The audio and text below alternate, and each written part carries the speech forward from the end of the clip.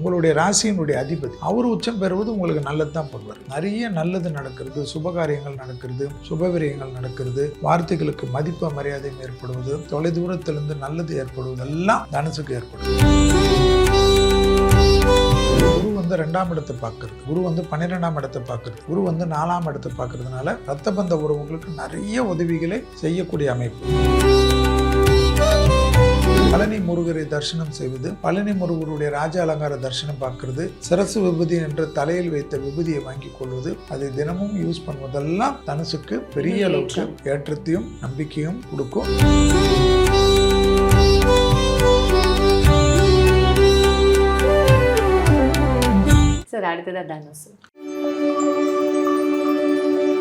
தனுசு ராசிக்காரர்களுக்கு வந்து பார்த்தீங்கன்னா இது காலபுருஷ தத்துவத்தின்படி 9வது ராசி, குருவுடைய ராசி.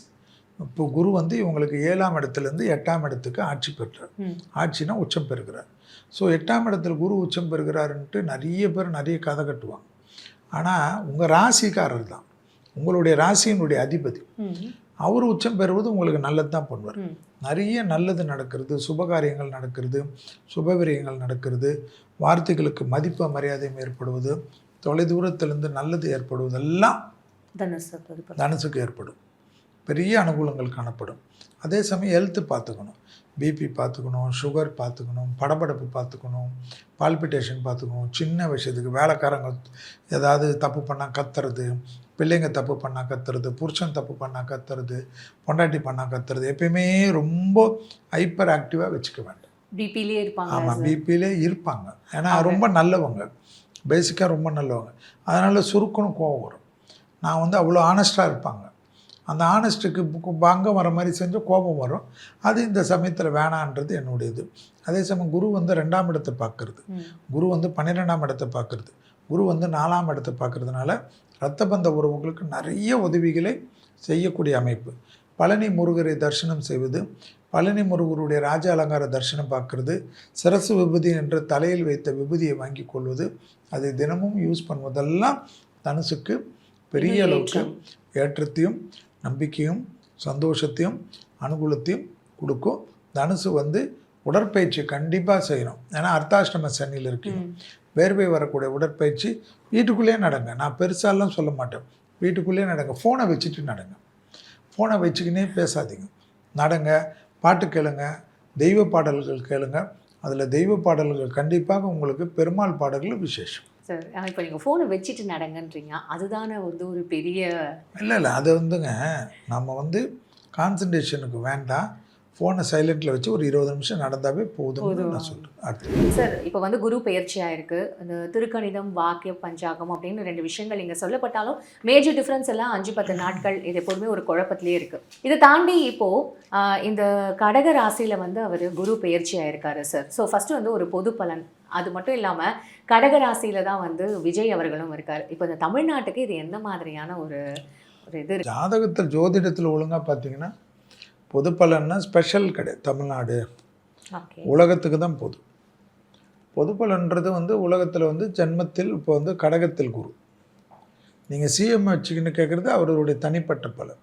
ஓகே, அது வந்து தனியாக ஜாதகம். இப்போ கடகத்தில் குரு வர்றது வந்து உச்சம் பெறுவார். அவர் வந்து உலகத்தில் வந்து நிறைய மண்ணுக்குள் இருக்கக்கூடிய விஷயத்தெல்லாம் வெளியில் கொண்டு வருவார். புதையல்கள், கனிமங்கள், ரேரஸ்ட் மினரல்ஸு எல்லாமே கொண்டு வரும்.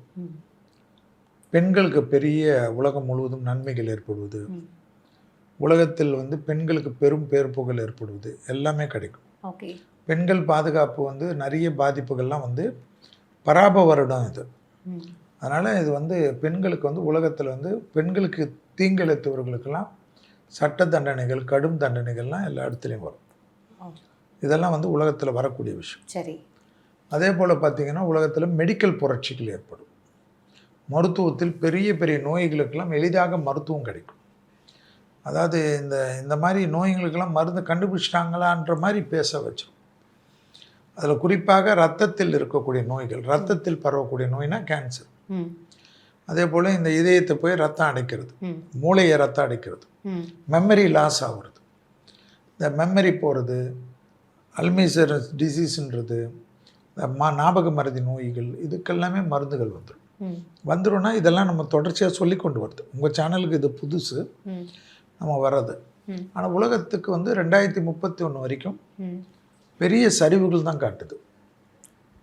அதாவது விஞ்ஞான வளர்ச்சி வேலை வாய்ப்புகள் பாதிப்பு, மக்கள் கஷ்டப்படுறது, மக்களுக்கு வந்து எல்லாத்துலேயும் வரி அதிகமாக வருது, விலைவாசிகள் அதிகமாக வருது.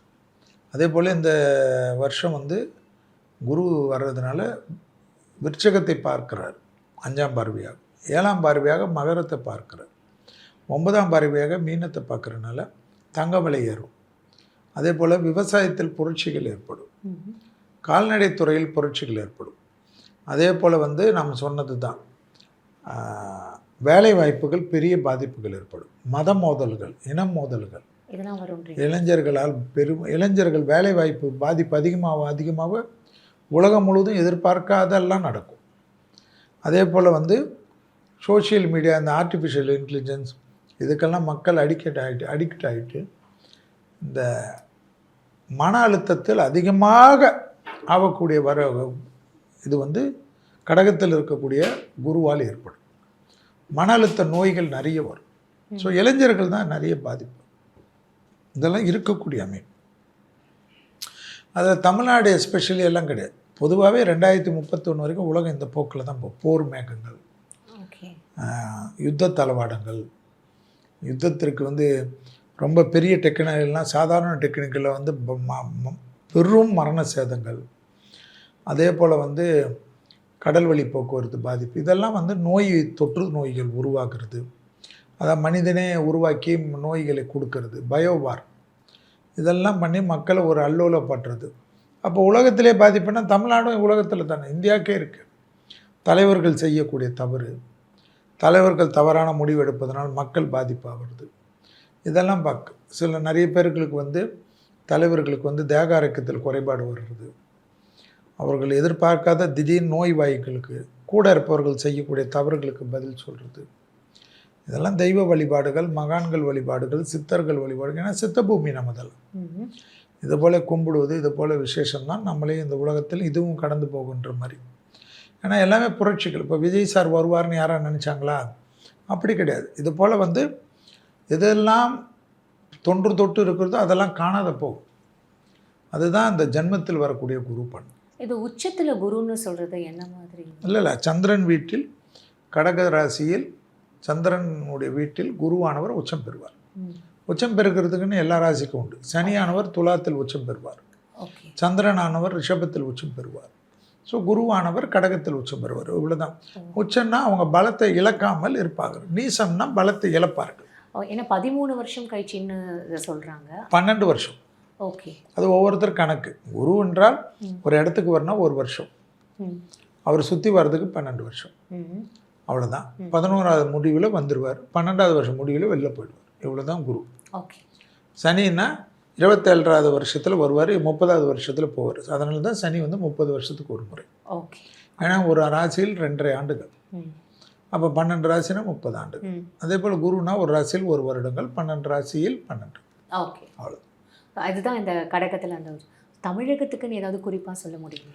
தமிழகத்துக்குன்னு இல்லைம்மா. தமிழகத்துக்கு என்னென்னா நிறைய விஷயங்கள் வந்து ஸ்திரத்தன்மையாக தான் இருக்கும். நிறைய பிரச்சனைகள் நிறைய இருக்கும். இதெல்லாம் வந்து தமிழ்நாடு இல்லை, இந்தியாவே இருக்கும், உலகமே இருக்கும். இந்தியாவில் நிறைய இருக்கும் பிரச்சனைகள்.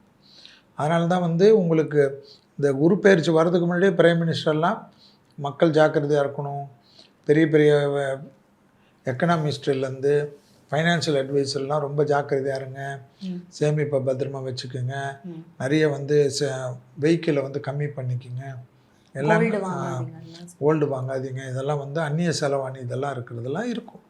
அது முதலே அவங்க சொன்னாங்க. அந்த குரு வரதுக்கு முன்னாடியே இது வந்து இப்போவே முதலே ஆரம்பிச்சிடுச்சு இல்லை.